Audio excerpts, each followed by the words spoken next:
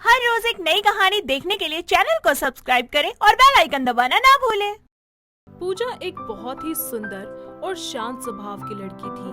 वो खमरिया नाम के एक छोटे से गांव में अपनी विधवा माँ कोमती देवी के साथ रहा करती थी। उनके घर की आर्थिक हालत ठीक नहीं थी, जिसके चलते उसकी माँ कोमती देवी की तबीयत खराब रहा करती थी और घर की सभी जिम्मेदारियाँ पूजा के सर पर थी। वो अपना घर खर्च चलाने के लिए पास के ही बाजार में फ्रूट्स बेचा करती थी। ऐसे ही एक दिन बाजार में राहुल नाम का लड़का पूजा को फल बेचते हुए देखता है। वो उसके मासूम से चेहरे को देखकर उसकी तरफ खींचा चला जाता है। वो उसके पास जाता है और उससे बोलता है, Excuse me, how many rupees for orange? जी साहब, क्या कहा आपने? Orange, orange madam, orange. माफ कीजिए साहब, मैं कुछ समझी नहीं। Orange means संतरा। ओ अच्छा, संतरा 90 रुपए किलो दिया। कर दीजिए फिर। माफ करना साहब, वो कहा है ना, हम ज्यादा पढ़े लिखे नहीं हैं, तो समझ नहीं पाए आपकी इंग्लिश को। अरे कोई बात नहीं, वो बड़े बड़े शहरों में छोटी छोटी बातें तो होती रहती है ना सेनोरिटा। अरे ये तो शाहरुख खान का डायलॉग है ना। सही है, ओके ओके, नाउ बाय। ऐसे ही दिन बीतते जाते हैं और राहुल आए दिन बाजार में किसी न किसी बहाने से फ्रूट्स लेने आया करता और कुछ देर तक पूजा से बातचीत किया करता। धीरे धीरे वो दोनों अच्छे दोस्त बन जाते हैं। ऐसे ही एक दिन, पूजा, मैं तुमसे कुछ कहना चाहता हूँ। जी हाँ जी, बोलिए। I want to say I love you. जी, क्या कहा आपने? वो अच्छा, मैं तुमसे ये कहना चाह रहा हूँ कि मैं तुमसे बहुत प्यार करता हूँ। I really love you. क्या आपका दिमाग तो सही है ना? कहाँ आप, कहाँ मैं? तुम्हें समझ आ रहा है? मैं तुमसे बहुत प्यार करता हूँ और मैं तुमसे ही शादी करूंगा। नहीं राहुल, ये नहीं हो सकता।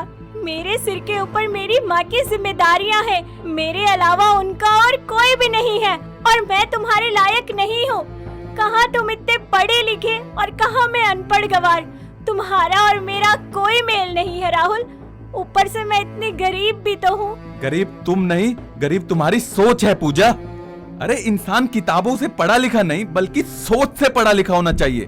फिर भी राहुल, मैं तुमसे प्यार नहीं कर सकती और तुम यहाँ से चले जाओ यहाँ से। राहुल वहाँ से चला जाता है और आए दिन मार्केट में जाकर पूजा को कभी फूल देता तो कभी रिंग देता या कभी ग्रीटिंग कार्ड लेकर उसके पास जाता और उसे मनाता, पर पूजा उसे कभी भी हाँ नहीं कहती। ऐसे ही एक दिन राहुल उसका पीछा करते करते उसके घर पहुंच जाता है। तुम यहाँ भी आ गए? हाँ कर दो ना यार। तुम पागल हो गए हो क्या? तभी पूजा की माँ कोमती वहाँ पर आ जाती है। अरे पूजा बिटिया, ये कौन है? वो जी, मैं आपका दामाद। हैं? क्या बोले? अरे माँ जी, होने वाला दामाद। माँ, ये पागल है, आप इसकी बात मत सुनिए। हाँ माँ जी, पागल हूँ, लेकिन सिर्फ आपकी बेटी के प्यार में। अरे साफ साफ बोलो, हमका कुछ समझ नहीं आ रहा। मैं बताता हूँ, मैं आपकी बेटी से प्यार करता हूँ और इससे शादी करना चाहता हूँ। करवा दीजिए ना माँ जी। हाय मोरी मैया। अरे बिटुआ, तुम्हारे घर वाले जानत रहे इस बात के बारे में? जी नहीं, पहले आपकी बेटी तो राजी हो, यही नहीं मान रही। माँ, ये पागल है, आप इसकी बात मत सुनिए। पूजा ऐसा मत करो यार। देखो मैं तुम्हारी माँ और तुम्हारी दोनों की जिम्मेदारी अच्छे से उठाऊंगा, भगवान की कसम खा के कह रहा हूँ। तुम निकलो मेरे घर से अभी के अभी, वरना एक कंटाप लगा देंगे अभी। ऐसे ही दिन बीतते जाते हैं और आखिर पूजा राहुल का प्रपोजल एक्सेप्ट कर लेती है। ऐसे ही एक दिन राहुल पूजा के घर अपने घर वालों के साथ रिश्ता पक्का करने के लिए आता है। राहुल के परिवार में उसकी माँ सुमन, बड़ा भाई रोहित और उसकी पत्नी गुनगुन थे, जो लोग बहुत ही ज्यादा पढ़े लिखे और खुले विचारों वाले लोग थे। जी नमस्ते बहन जी। जी नमस्कार। अरे पूजा बिटिया कहाँ है? जी बस अभी आती ही होगी। तभी पूजा साड़ी पहने हाथ में नाश्ता लिए वहाँ आती है और सुमन के पैर छू लेती है। अरे रे पैर मत छुआ हमारे, अब ये बताओ कितना पढ़ी हो तुम? जी वो मैं पढ़ी लिखी नहीं हूँ।